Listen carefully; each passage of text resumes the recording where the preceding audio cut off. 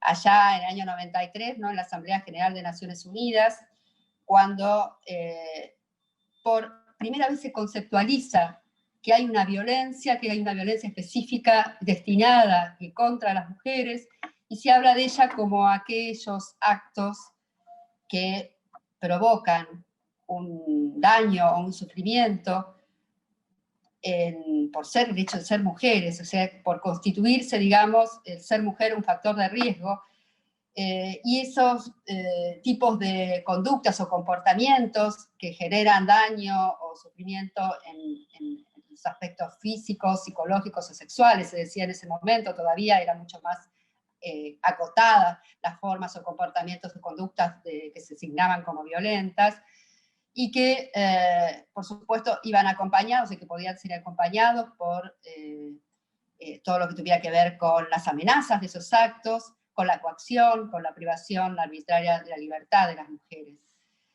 Me parece que ese punto es un punto absolutamente de inflexión, que acompañado con la conferencia de Pekín, que será 2 años después y que este año se cumplen 25 años de ella, donde el plan de acción, digamos, sumado a esa definición primera, junto con un plan de acción que se empieza a desarrollar, con lineamientos, con la preocupación de que los países generen políticas vinculadas a la eliminación y la erradicación de la violencia contra la mujer, es como haber aceptado de alguna manera en esa instancia la importancia y la trascendencia que tiene este tipo de violencia, y que es una violencia específica contra las mujeres. La definición que hace nuestra ley 26485, una ley que fue de vanguardia en su momento, conocida popularmente como ley de género, donde ya hay una definición, Argentina adopta una definición desde lo jurídico,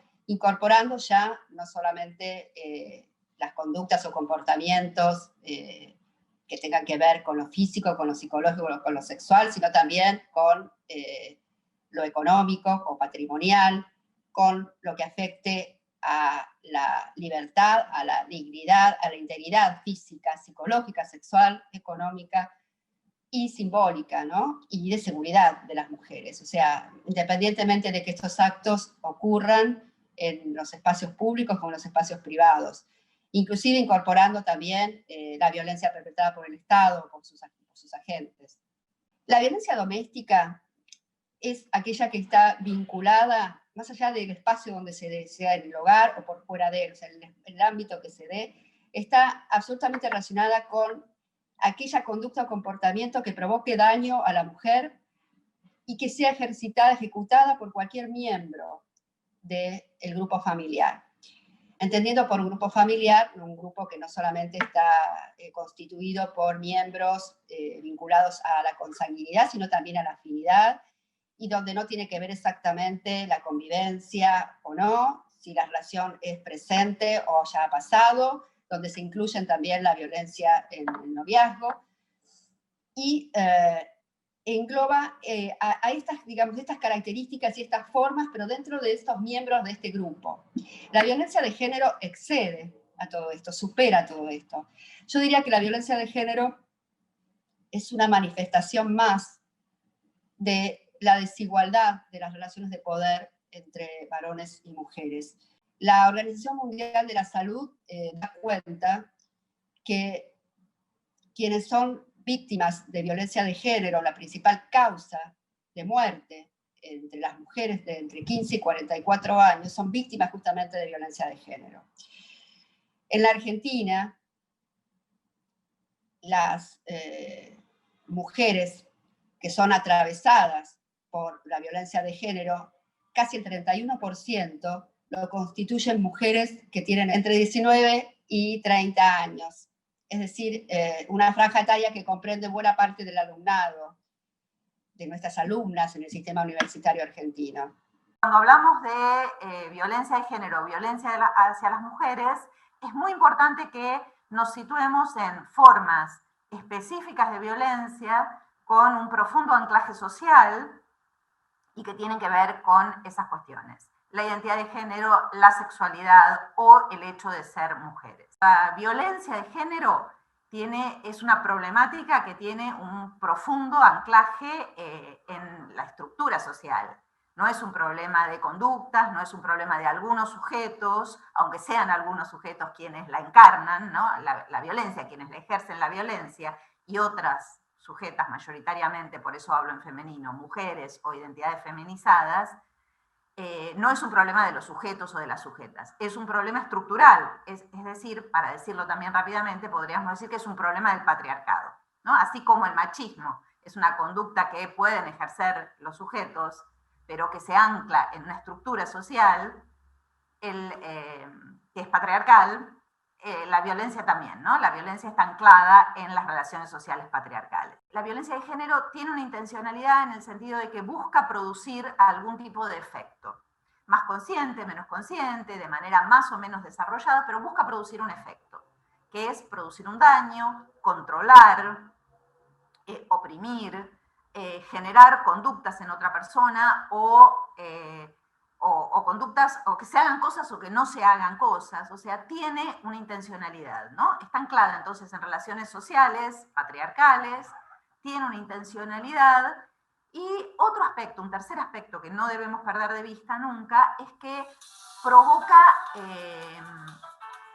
daño, ¿no? Provoca daño, y esos daños pueden ser muy diversos. Si tenemos esas tres cuestiones en el horizonte, podemos tener una comprensión más o menos general de lo que significa esto de lo que tanto hablamos, que es la violencia de género. Si pensamos el cuerpo como el primer territorio de la libertad y de la posibilidad de decidir sobre la propia vida, entendemos que las violencias que se aplican sobre los cuerpos, todos ellos, son realmente tipificadas desde la perspectiva de los derechos humanos como violencia. Se utiliza justamente la idea de violencia de género para distinguir la violencia común de aquella, como dije al principio, se dirige a grupos sobre la base de su género. La incorporación de la dimensión de género amplifica justamente estas violencias, si bien sabemos que son profundamente susceptibles las mujeres, las niñas y las jóvenes, aplica, como decía, también a los grupos, sobre todo LGTBI y más. Los modos del decir que desprestigian, descalifican o discriminan a determinadas personas, y esos vínculos, sobre todo los vínculos interpersonales, pero también laborales o de relaciones académicas, que ponen en juego de manera más sutil, que no se expresa en la violencia física, de manera más sutil estas relaciones de poder que socavan de manera muy profunda la autonomía y la dignidad de la persona que se encuentra bajo esa situación de violencia. No hay una sola violencia, sino que pueden existir varias, tal es así que la Ley de Protección Integral a las Mujeres las define y las tipifica, y por otro lado el singular género, ¿no? Que en lo particular a mí me hace pensar en a qué género se refiere cuando se habla de género, ¿no? En ese sentido a mí me interesa hablar de violencias por un lado y por otro lado de géneros. El sistema del heterosis patriarcado ha constituido evidentemente un sistema basado en el uso de la violencia, ¿no? Y le ha dado la potestad de la violencia tradicionalmente al varón heterosexual y cisgénero, ¿no? Por supuesto que también adentro del espectro de las masculinidades, puesto que no hay una sola, se configuran, ¿no? Relaciones de interseccionalidad donde hay también una cadena de opresión. ¿Qué pasa con las otras identidades que no nos identificamos ni como cis varones ni como cis mujeres, ¿no? Es decir, personas trans, travestis y no binarias, porque también encarnamos esas violencias hacia géneros, ¿no? Y también las sufrimos. Cuando hablamos de violencia de género, o en este caso de violencias a géneros o de géneros, no estamos hablando únicamente de la violencia que ejerce el cis varón a una cis mujer, sino que estamos hablando de un sistema que violenta y que también violenta a personas trans, travestis y no binarias, y dentro de nuestra comunidad hay masculinidades que no hemos podido escapar de esas violencias, ¿no? Y que también se nos ha violentado por una u otra razón.